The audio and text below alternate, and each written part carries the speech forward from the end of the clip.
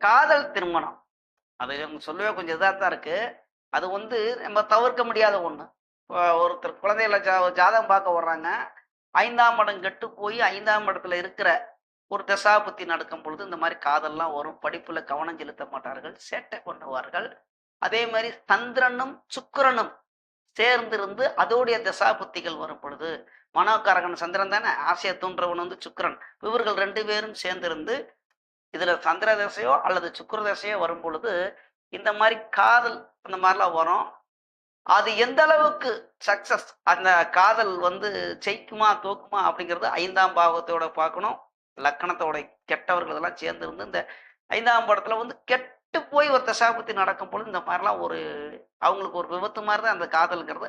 அப்புறமா அதுல வாழ்க்கையில ஜெயிப்பாங்களா, தோப்பாங்களா அப்படிங்கிறது நெறைய விஷயங்கள் பார்க்கணும். சரிங்களா? அப்ப இந்த காதல் அப்படின்னா 5ஆம் இடம் தான்.